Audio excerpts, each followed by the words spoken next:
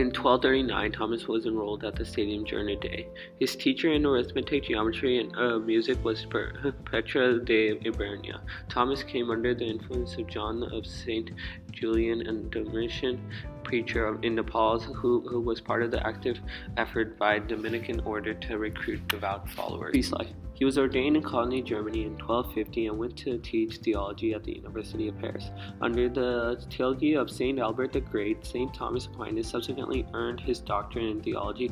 Thomas proved to be an exemplary scholar. Through irony, his modesty sometimes led his classmates to misperceive him as a dimwit. Prolific writer, observing cause and effect and identifying God as the cause of it. Concluding that the impermanent nature of beings proves the existence of a necessary being, God, whom originates only from with himself. Noticing varying levels of human perfection and determining with the supreme perfect being must therefore exist. Observing movement in the world as proof of God, the immovable mover. Knowing that the nature of beings could not have intelligence without it being granted to them by God.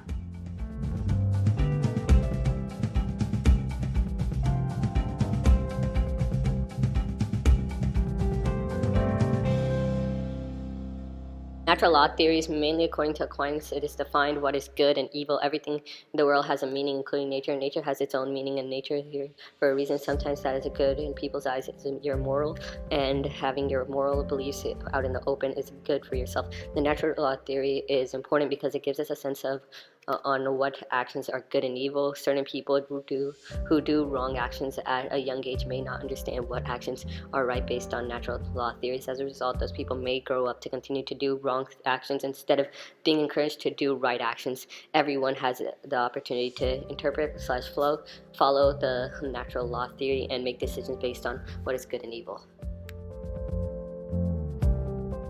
There are 7 basic goods. Life. Humans are alive and exist in the world created by God. They have the opportunity to live, reproduce, grow, do functional activities, and produce offspring. Second one is reproduction. Humans continue their generation and produce offspring into the world. Third one is educate offspring. Parents must educate their children in order to give them knowledge. Fourth one is seek God. Humans look to seek the presence of God and build/improve their faith in God. The fifth one is live in society. Humans should live in a community together with other people to conserve and to build long-lasting friendships. Sixth one is avoid offense. Humans shouldn't do immoral negative actions to harm and affect other people. Seventh one is shun ignorance. Humans are natural knowers and have the natural tendency to do what is right.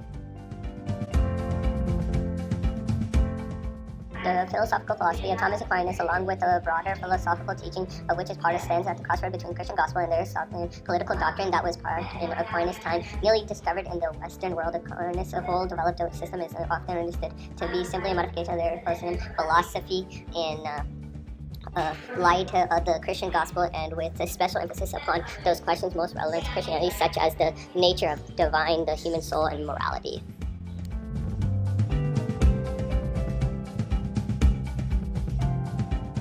Thomas wrote 2 works in which he reprimands avarice. He later goes on to write about the controversial avarice and irrational beginninglessness of the world.